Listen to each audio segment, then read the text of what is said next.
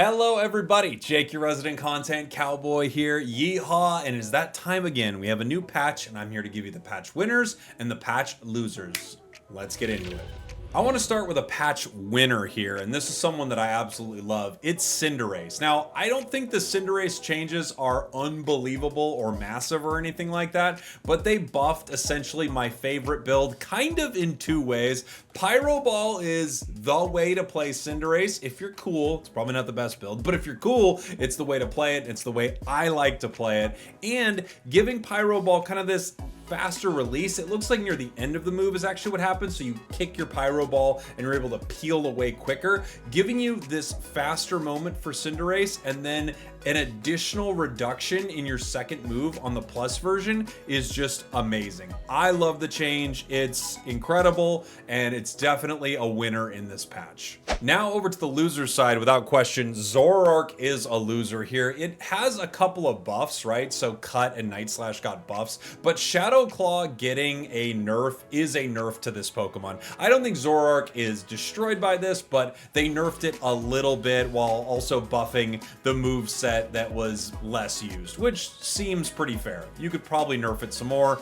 Zoroark in the hands of a skilled player is scary.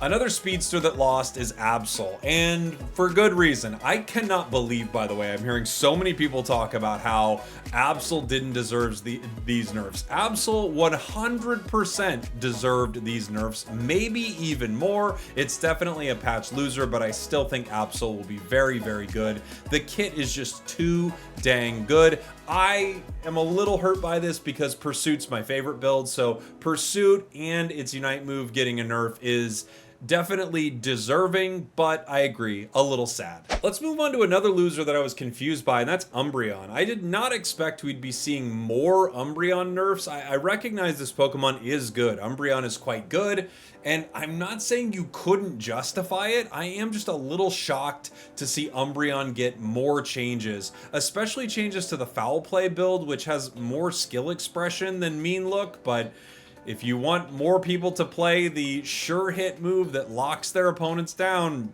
I guess they will. Let's move on to a winner, and that is Mew. Mew, okay, I have to read you what they said about Mew. While Mew could overwhelm opponents with high damage in the early game, it struggled in the later stages as its damage did not scale well. These adjustments are intended to reduce Mew's early game damage, while improving its damage scaling, allowing it to shine in the final fights. So they lowered the damage early for Surf, a move you never choose early, and Solar Beam, a move that you might choose somewhat early, right? And now Solar Beam and Surf are better late game. Like Solar Beam being better late game, like overall, this is definitely a buff to Mew. They also changed its damage on its auto attacks to special attack, which is good. I don't really know the exact math on that. That might math out to be somewhat similar. But this is a weird one because they're like, hey, it's doing too much damage early. Let's not deal with that. And let's focus on the damage it's doing later and buffing it. I can't say that you couldn't buff Mew's damage or anything like that, but this is another one, just like Zoroark, where a skilled Mew is eating good because these are buffs. These are good buffs. Someone not talked about in this patch that is a winner, of course, is Empoleon. I still think Empoleon is extremely good, maybe the best Pokemon in the game. It did receive nerfs last week, so I understand them not doing two patches back to back because it's been a very short time period that this Pokemon has been out. However, it not getting nerfed at all in this patch is definitely a win for Empoleon. I didn't expect it, but it dodged a bullet.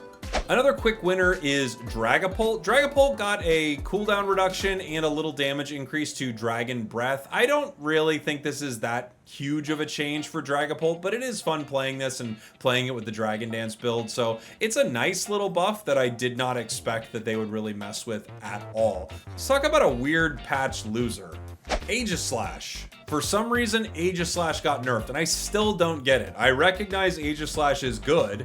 I don't think there's any realm where you think it's too good, but they've decided to increase the cooldown of Wide Guard and reduce the amount of time opponents are kind of like thrown, as they call it. They get that little knockback when you hit them with the Wide Guard when you're near them. Okay. I don't even really know what to say about it. Like, sure, it is good. Okay.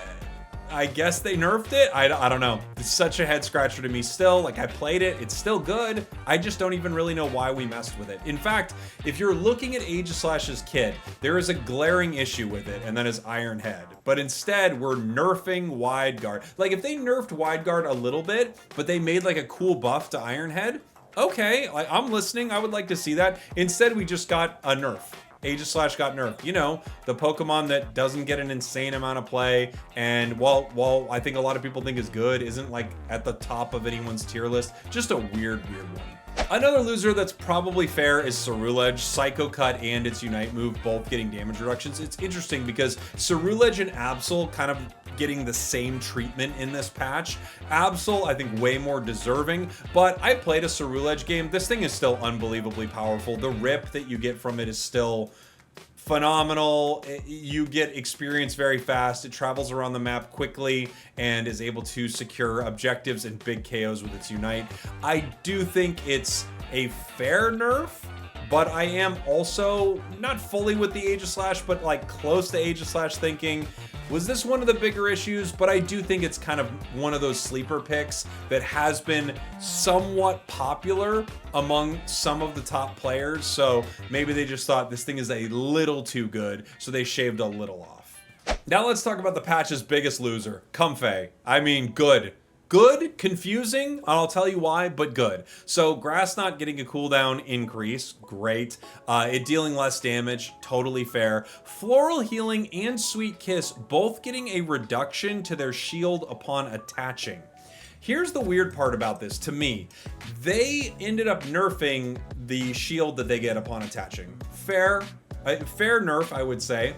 However, they didn't nerf anything else about it outside of the damage with Grass Knot. So they nerfed the part of Comfey's kit that actually is like in line with its skill expression, right? Like detaching, getting into tall grass, autoing, and then reattaching. So you nerfed the thing that actually makes Comfey vulnerable for a moment, like encouraging people to disconnect and reconnect. Like, you nerfed that, but you didn't nerf the actual healing provided by Floral Healing or something like that. So there's even more incentive to play Comfey sort of not detaching and hanging out on your ally, which feels wrong, right? I would, if anything, I would lower the healing that you get from Floral Healing, like maybe a lot, but increase a shield or something like that for reattaching, because it allows Comfey to make more plays. Or if you're going to lower the shields on the attach, great, because they are huge,